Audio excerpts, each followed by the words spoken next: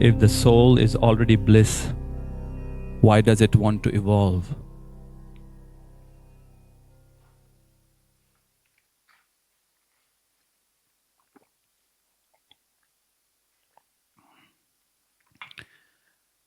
The pull to evolve is complementary to the blissful nature of the soul. The false idea that often gets conditioned into the human consciousness is that life is the pursuit of bliss, the pursuit of happiness. And so people come up with the teaching that if I am happy, why would I do anything? Yes or no? Because I only do my activities driven by unhappiness with the hope that I will get to a location and then I will be happy.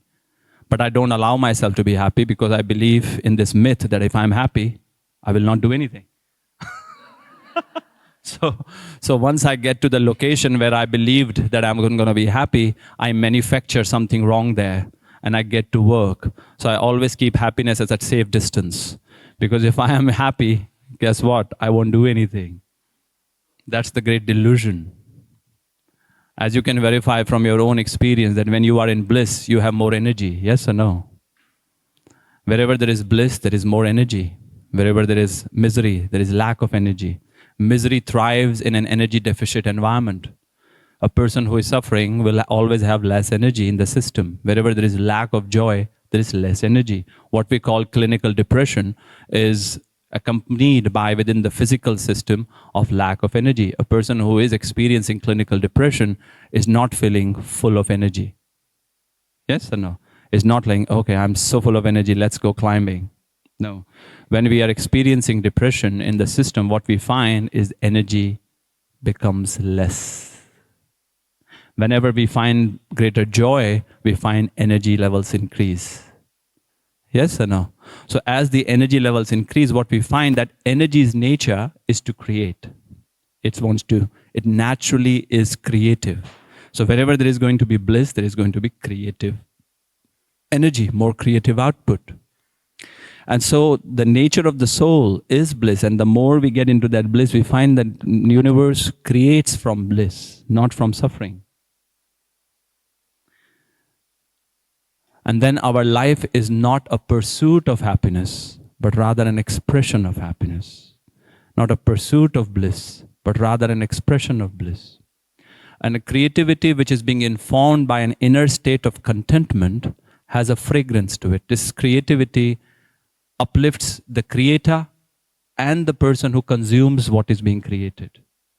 When the inner environment is predominated by an existential discontent, and creativity is arising from that existential discontent, the focus is on the end result because this is discontent here. So we end up creating models, products, businesses, systems which create suffering. Do you follow me or not? We set up factories. We make product which we know and we market it to teenagers and children which we know will damage them. A joyous system cannot do that. Do you follow me or not? A person who is in bliss cannot create products and market it to children very well knowing that this is going to damage their well-being. But we have factories, huge organizations creating products, marketing it to young children, very well knowing that this is going to destroy their health. Yes or no? Some of these meals are called happy meals.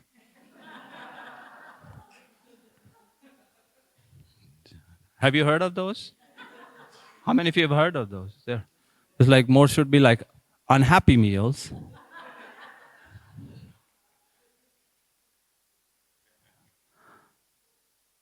And so there is this myth is there because when we are growing up, it's at a certain point, especially when the hormones start to take over the common sense around teenager, we get into this whole thing that our discontent starts to become the informer. of our activity. Mhm.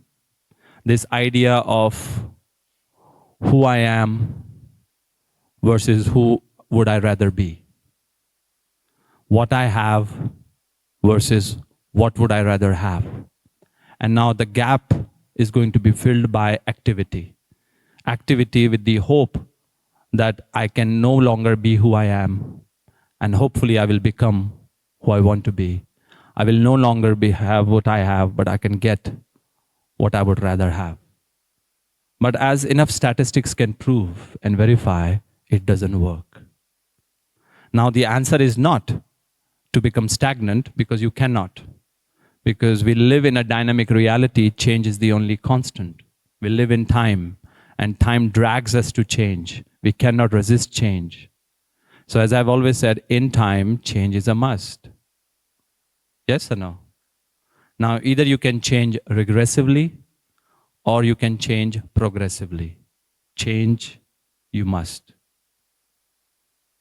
Now, that change can be an expansion of bliss, or it can be an expansion of suffering.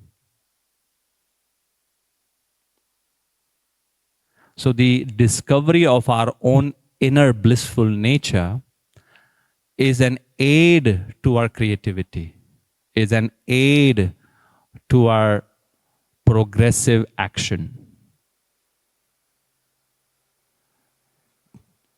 Do you understand me? Life doesn't have to be a pursuit of joy, because that's a myth. Yes or no? The pursuit of happiness. Once you get it and it's fleeting, then it runs away. Once you get there, the question is asked, are we there yet? The answer is always no.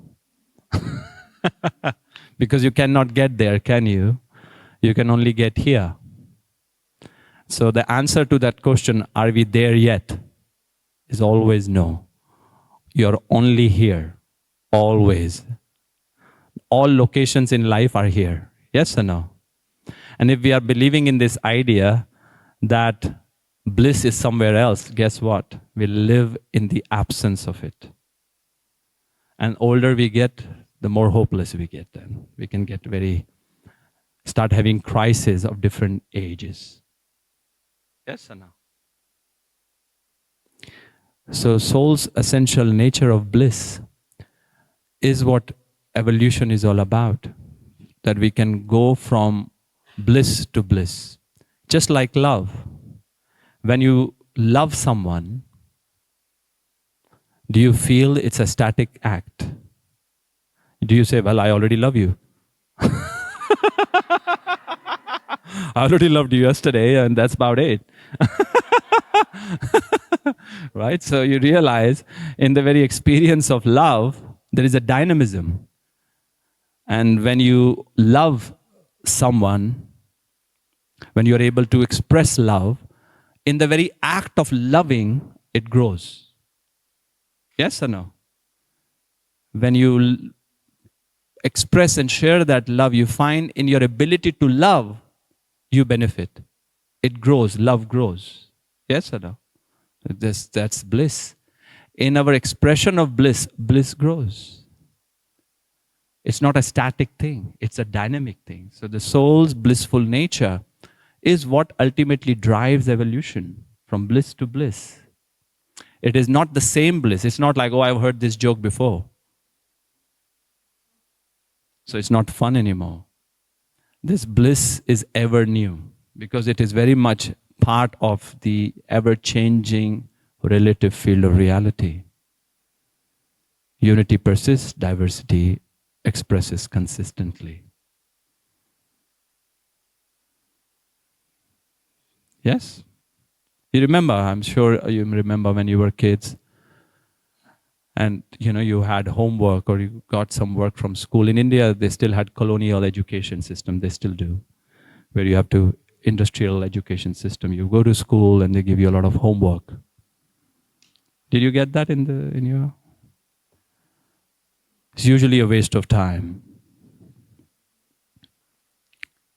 And so they give you the homework And I remember when I would try to do it, try to do the homework, I always felt sleepy.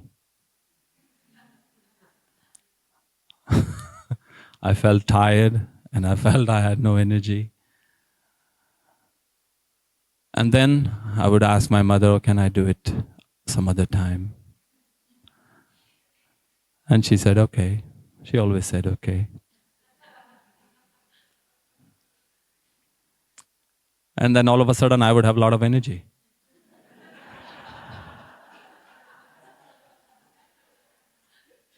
And then I would be, okay, I would ask my friends, oh, so where are we going? And they said, oh, there is this yogi who is walking through. And then I would go see Maharaji and I would have a lot of energy. And then I would sit with him for hours and I would not feel sleepy. And then he would give me some technique and I would come back and I would be so excited till midnight, 1 o'clock, I would be up, not sleeping. And at 6 p.m., I was sleepy, trying to do history, which is not even true history, right? Somebody made it up and it's like, it's a very biased interpretation of events. It's a waste of my time. And so I realized from a very young age that bliss is the driver of energy. Wherever there is bliss, there is more winning energy. So when we are able to access our blissful nature, then we are able to create more. It's not that we want to, it's just what happens naturally. It's just like wherever there is fire, there is going to be heat. And so a soul which is tuning it to its own blissful nature is naturally going to evolve. So evolution of the Atman is not from a place of conflict, from a place of incompleteness, but rather from a place of wholeness to wholeness. Such is the nature of our universe. We live in a universe which is boundless. At least from our perspective, it is infinite. We are not able to locate boundaries yet with all the gadgets that we have. And we know, at least this for sure, that it is expanding. Yes or no? So go figure. We live in an infinite universe that seems to be expanding. Into what? Eventually, when we wake up, we realize just a Brahmanda hall full of universes. It's just many, many balloons. People living in balloons. All right.